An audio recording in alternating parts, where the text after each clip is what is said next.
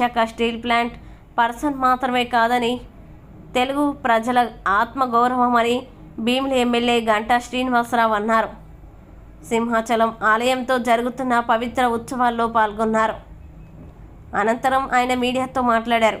Steel plant ప్రైవేటీకరణ జరగకుండా చూడడమే టీడీపీ బాధ్యత అన్నారు. వైసీపీ దిగజారుడు రాజకీయాలు మానుకోవాలన్నారు.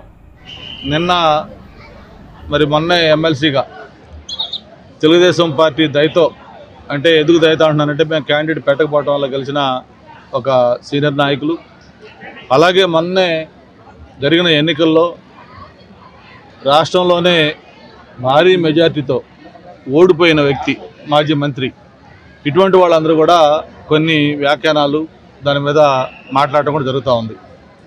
నేను వాళ్ళందరూ కూడా తెలియజేసేది ఒకటే, విశాఖపట్నం స్టీల్ ప్లాంట్ అనేది వాళ్ళకి రాజకీయం, కానీ మాకు కానీ మా పార్టీకి కానీ అది ఒక సెంటిమెంటు, అది ఒక అభిమానం, అది ఒక తెలుగువాడి గుండె చప్పుడుగా భావించే భావన మాది, మా పార్టీ వాళ్ళది.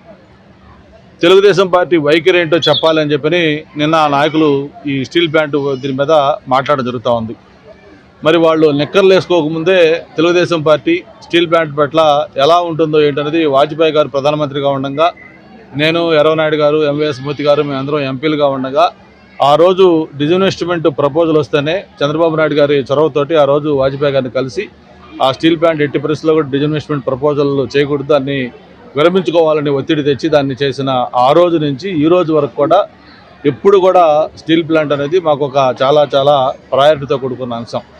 మరి వాళ్ళు ఈరోజు మమ్మల్ని వైఖరి చెప్పమంటా ఉన్నారు. మా వైఖరి మీలాగా అధికారంలో ఉంటే ఒకలాగా, అధికారంలో లేకపోతే ఒకలాగా, ఎలక్షన్ ముందు ఒకలాగా, ఎలక్షన్ అయిపోయిన ఒకలాగా మా వైఖరి ఎప్పుడు మారదు. ఎప్పుడు కూడా మాకు స్టీల్ ప్లాంట్ అనేది అది ఒక పరిశ్రమగా మేము చూడలేదు.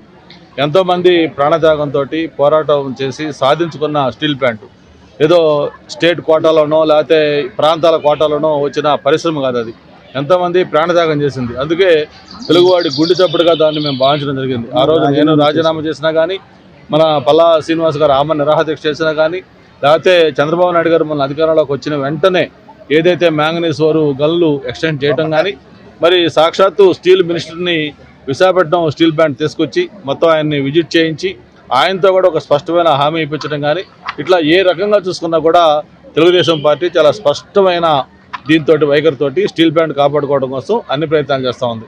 మరి ఈరోజు కోడికి గుడ్డుకి తేడా తెలియని మనుషులు, లేకపోతే ఏం మాట్లాడుతున్నారో, ఏమి చెప్తున్నారో, లేకపోతే ఏంటో అర్థం కాని వ్యక్తులు కూడా ఈరోజు ఈ పార్టీల వైఖరి గురించి, లేకపోతే మా యొక్క వైఫల్యాల గురించి ఒక అడుగు ముందుకేసి వాళ్ళు అన్నారు. నేనేదో రాజీనామా చేస్తే మళ్ళీ కోర్టుకు వెళ్ళి దాని మీద స్టే తెచ్చుకోవాలని ట్రై చేశాను.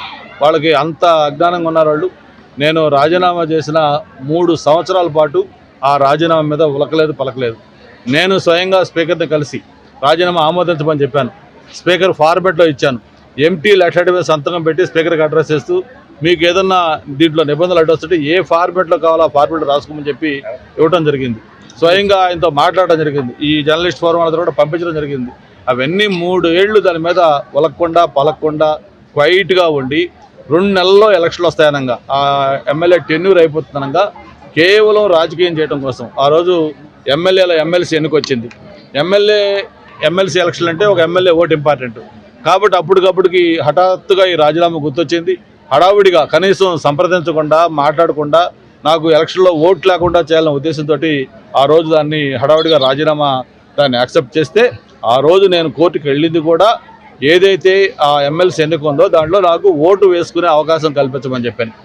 3 సంవత్సరాల ముందు రాజీనామా చేస్తే 2 నెలల ముందు దాన్ని పదవైపోతున్నాగా నేను మళ్ళీ కోర్టుకు వెళ్ళి తెచ్చుకోవాల్సిన అవసరం లేదు. అంత అమాయకుడు కాదు, అంత అజ్ఞాని కాదు నేను.